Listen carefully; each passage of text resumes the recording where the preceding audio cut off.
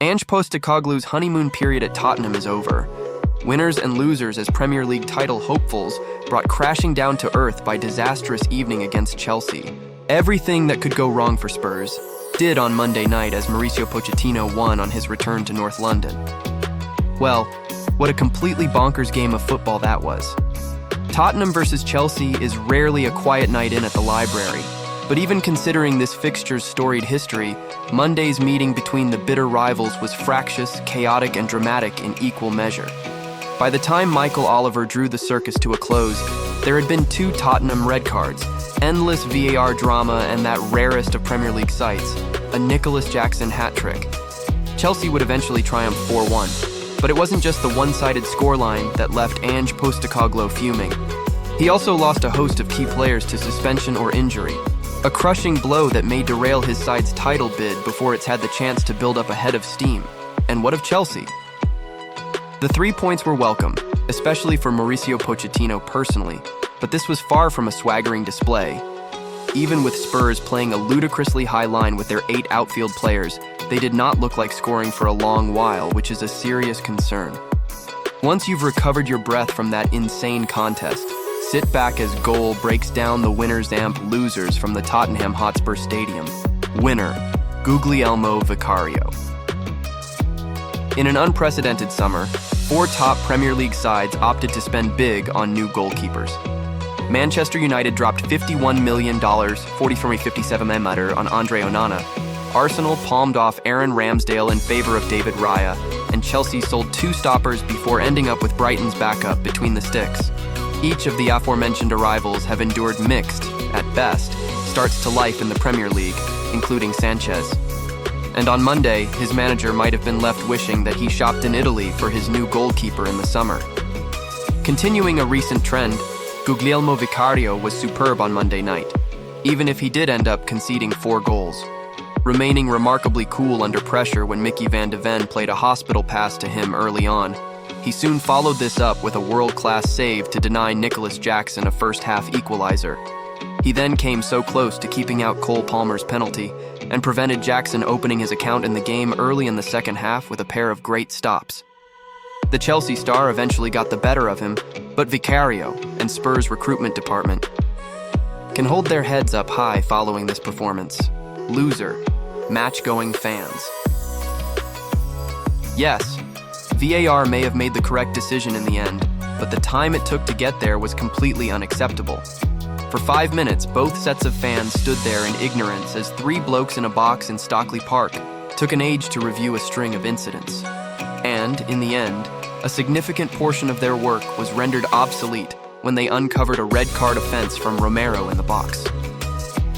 Partway through the endless check, the traveling Chelsea fans, who would eventually benefit from the technology, expressed a sentiment that is gaining more and more traction as this crazy season progresses. Thick VAR. Having already been shafted by having to travel on a Monday night, those match-going fans spent too much of their evening gazing up as various VR messaging appeared on the 4 big screens at the Tottenham Hotspur Stadium. Perhaps this would be tolerable if the interferences produced unarguable results. But it just didn't. Reece James, Destiny Udogie, and Romero, for a separate offense, were all lucky to stay on the pitch after their infractions from referred to VAR. There was then another lengthy pause as Eric Dier's excellent volley was checked for offside at the end too. It's not a new issue, of course, but it's worth repeating until we're blue in the face. Do we really need VAR? Winner, Nicolas Jackson. Jackson experienced a roller coaster evening. Early on, his direct runs in behind asked Spurs some questions. The real issues started when he was presented with chances to score. Due to an injury to Christopher Nkunku, Jackson has, perhaps unfairly, been thrust into the spotlight this season, playing far more minutes than likely he and Pochettino expected.